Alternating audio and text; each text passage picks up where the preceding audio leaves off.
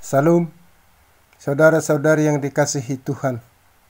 Sebelum mendengarkan firman Tuhan, mari kita berdoa terlebih dahulu. Bapa di surga, puji syukur dan terima kasih atas berkat penyertaan-Mu dalam hidup kami. Kami akan mendengarkan firman-Mu. Roh Kudus-Mu lah yang mengajari kami untuk memahaminya. Dalam nama Tuhan Yesus kami berdoa. Amin. Firman Tuhan renungan hari ini, Kamis tanggal 21 Juli 2022, tertulis pada Imamat pasal 19 ayat 15. Janganlah kamu berbuat curang dalam peradilan. Janganlah engkau membela orang kecil dengan tidak sewajarnya, dan janganlah engkau terpengaruh oleh orang-orang besar. Tetapi engkau harus mengadili orang sesamamu dengan kebenaran. Demikian firman Tuhan. Saudara-saudari yang dikasihi Tuhan, pada zaman Israel dulu, hakim di pengadilan adalah tua-tua yang berasal dari kotanya. Ketika mengadili masyarakat yang berperkara, keputusannya sering tidak adil, bias atau peol, tidak didasarkan pada kebenaran. Hal ini mungkin disebabkan oleh karena para hakim itu mengenal, memiliki kedekatan pribadi, berbelas kasihan, ada kepentingan, ada rasa takut, dan lain sebagainya dengan salah satu pihak yang berperkara. Saudara-saudari yang dikasihi Tuhan, Alkitab mengatakan Tuhan itu adil. Mazmur 9 ayat 9. Tuhan adalah hakim yang adil. Mazmur 7 ayat 12. Tuhan selalu berlaku benar sesuai dengan prinsip kebenarannya. Nats ini adalah larangan Tuhan agar hakim tidak berbuat curang dalam peradilan. Penilaian hakim haruslah sepenuhnya bergantung pada keadilan yang didasari kebenaran dan penerapan hukum yang benar.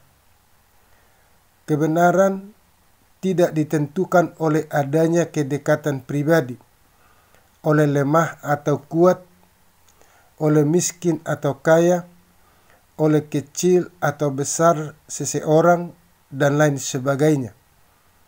Kebenaran adalah keadaan yang cocok dengan keadaan yang sesungguhnya, sesuatu yang sungguh-sungguh atau benar-benar ada, benar-benar terjadi, sehingga semua orang yang berperkara harus diadili sesuai dengan kebenaran. Tidak boleh mengorbankan kebenaran dan keadilan. Semua orang berdiri sama di depan hukum. Keadilan adalah ibadah. Ibadah yang berkenan kepada Tuhan. Yeremia 9 ayat 24.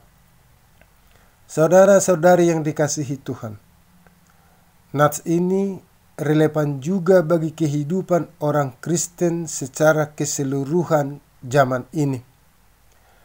Baik yang profesinya pegiat hukum atau bukan, setiap orang Kristen dalam kehidupan sehari-hari hendaklah ikut terlibat menegakkan kebenaran dan keadilan.